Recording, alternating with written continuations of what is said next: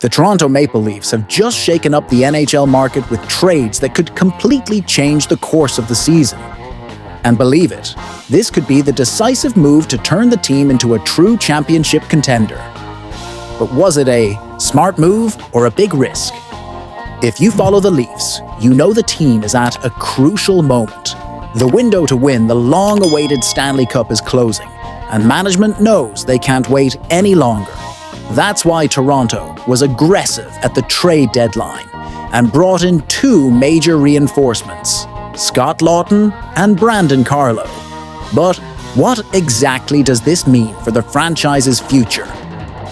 The price of victory. What did Toronto have to sacrifice? To acquire Laughton, the Leafs sent a conditional 2027 first-round pick and promising prospect Nikita Grebenkin to the Philadelphia Flyers. But here's the surprise.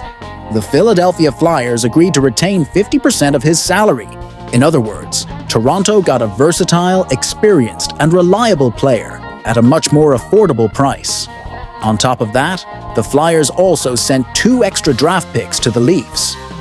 Laughton, 30, is not a superstar, but he's one of those players who makes a difference in crucial games.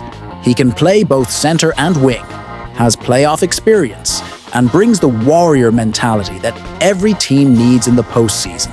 This season, he has already racked up 27 points in 60 games, proving that he can contribute offensively while also being an excellent defensive forward. But hold on, this was just the beginning. The Leafs also aimed to strengthen their defense and struck a deal with the Boston Bruins to acquire Carlo. In exchange, Toronto sent young prospect Fraser Minton and another first-round pick. Carlo is a giant defenseman, standing at 6'5" and weighing 220 lbs, who arrives to bring more stability to the Leafs' defensive system. And here's an interesting detail. The Bruins also agreed to retain 15% of his salary, making the trade even more favorable. But how did Toronto manage to fit these contracts under the cap? Simple. They had to clear salary space.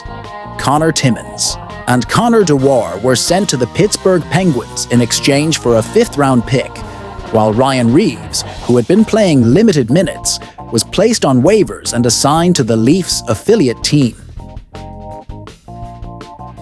Are the Leafs ready for the playoffs? Looking at the current roster, Toronto is clearly gearing up for an intense playoff run. The defense has been significantly strengthened with the addition of Carlo and the off-season moves that brought in Chris Tanev and Oliver Ekman-Larsson. On offense, Laughton adds depth to a lineup that already features Austin Matthews, William Nylander, Mitch Marner, and John Tavares. But here's the big question. What about the Leafs' future? Matthews and Nylander have their contracts secured for the medium and long term, but Marner and Tavares still haven't renewed. If Toronto doesn't win now, the team could undergo a major restructuring as soon as next season. The pressure is higher than ever. The competition didn't sit still. And don't think the Leafs were the only ones making moves. Their Eastern Conference rivals also made important trades. The Tampa Bay Lightning brought back Yanni Gourde, one of the key players in their Stanley Cup victories in 2020 and 2021, and also added Oliver Bjorkstrand to their roster. This provides more offensive depth and makes them even more dangerous in the playoffs. Meanwhile, the Florida Panthers didn't hold back. They bolstered their defense with Seth Jones, one of the best defensemen available on the market, and added more stability in goal with Vitek Vanacek.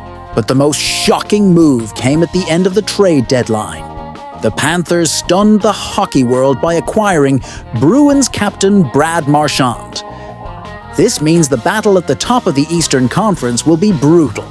Leafs, Panthers, and Lightning are already waging war even before the playoffs begin. Toronto is going all in, but will it be enough? The Leafs have sent a clear message. They want to win now. The front office didn't hesitate to sacrifice draft picks and young prospects to strengthen the roster and make the team a top contender. But will these moves be enough to take Toronto to the top? Is the defense better? Yes. Does the offense have more depth? Yes. Does the team have a real chance to fight for the Stanley Cup? Absolutely. But the playoffs are unpredictable, and any misstep could be costly. Now I want to hear your thoughts. Did Toronto make the right call by giving up young talent to go all in for the Cup? Or did they pay too high a price? Drop your opinions in the comments. And since you made it this far, don't forget to hit the like button, subscribe to the channel, and turn on notifications so you don't miss any updates on the NHL trade market. Also, check out this other video on the side with more breaking rumors from around the league. See you in the next one.